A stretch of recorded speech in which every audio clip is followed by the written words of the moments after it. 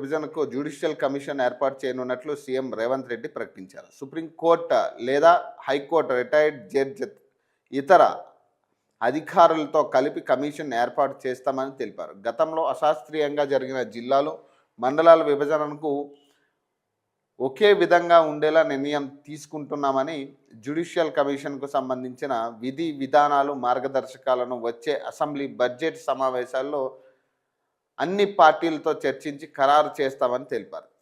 సోమవారం సచివాలయంలో తెలంగాణ గెజిటెడ్ ఆఫీసర్ల సెంట్రల్ అసోసియేషన్ 2026 డైరీ అలాగే క్యాలెండర్ను సీఎం ఆవిష్కరించారు.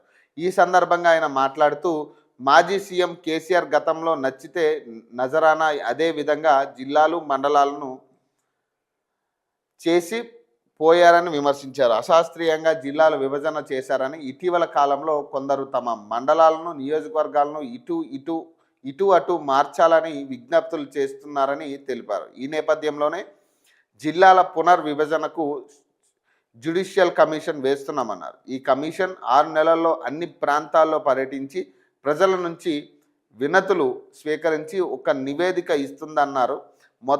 మొదట మండలాల రేషనలైజేషన్ కావాల్సి ఉందని చెప్పారు. ఒక్కో మండలంలో ఒక్కో తీరుగా జనాభా ఉందని, కానీ ఇకపై 10% ఇటుగా ఉండాలని, నగరంలో పోలీస్ కమిషనరేట్లను సర్దుబాటు చేశామని, అంతేగాని కొత్త పేర్లు పెట్టలేదని స్పష్టం చేశారట. రాచకొండ దొరల పేరు పెట్టిన దాన్ని మాత్రమే మార్చానని వెల్లడించారట. ఉద్యోగులు, ప్రభుత్వం వేరు కాదని, అందరం కలిస్తేనే ప్రభుత్వం అని సీఎం రేవంత్ స్పష్టం చేశారు. శుక్రాచార్యుడి ఫామ్ హౌస్లో ఉండి మరుచుడు రాక్షసులు అసెంబ్లీకి వచ్చి దేవతలు చేసే యజ్ఞాలను భగ్నం చేస్తుంటారని బీఆర్ఎస్ను ఉద్దేశించి విమర్శించారట.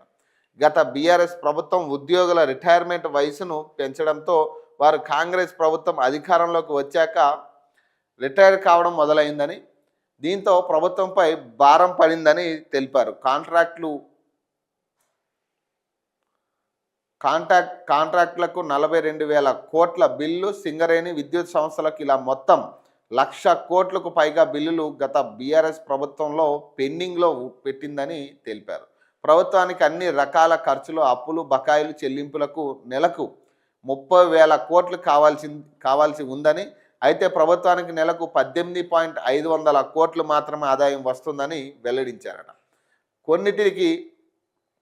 కొన్నిటిని పక్కకు పెట్టినా నెలకు కనీసం 22